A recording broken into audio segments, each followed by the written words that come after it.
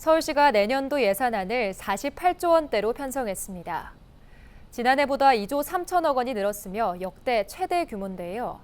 시민의 건강과 안전 저출생과 고령화에 선제적으로 대응하기 위한 예산에 중점을 뒀습니다. 김호 기자의 보도입니다.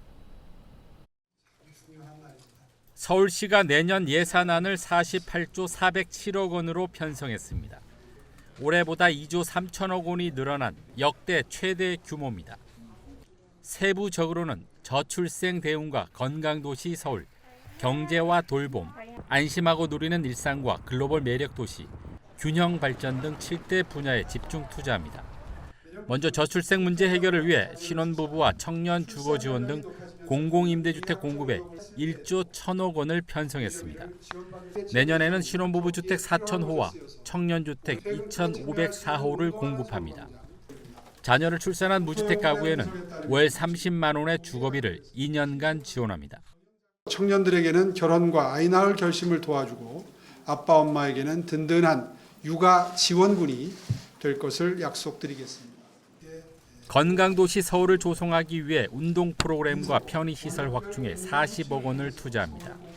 양천구 안양천에 38억 원을 들여 수변 활력 거점을 조성하는 등 71억 원을 들여 6개의 수변 활력 거점을 만들 예정입니다.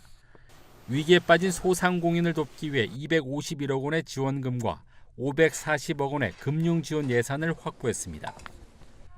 돌봄 서비스도 강화했습니다. 고리분두 시민을 돕기 위해 362억 원을 편성했으며 어르신 일자리 마련을 위해 2,723억 원을 마련했습니다. 대심도 터널 공사에 807억 원을 배정했으며 기후동행 카드의 원활한 운영을 위해 1,109억 원을 확보했습니다. 글로벌 매력 도시 조성을 위해서는 서울국제 정원 박람회 개최를 위해 20억 원을 마련했으며 한강버스 안전운행 지원을 위해 61억 원을 투자합니다.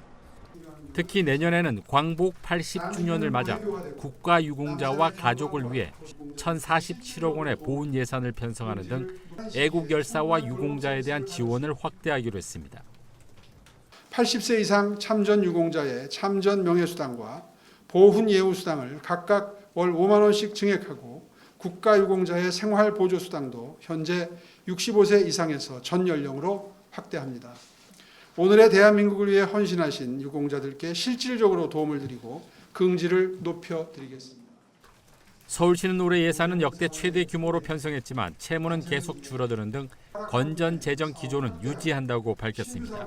지난해 서울시 채무는 11조 4,425억 원이었고 올해 말 368억 원이 줄어들 것으로 전망되며 내년에는 11조 3,915억 원까지 줄인다는 계획입니다. 오세훈 서울시장은 시민의 건강과 안전을 지키는 서울의 미래를 위해 예산은 촘촘히 세우고 채무는 지속적으로 줄여나가겠다고 밝혔습니다. 헬로티비 뉴스 김호입니다.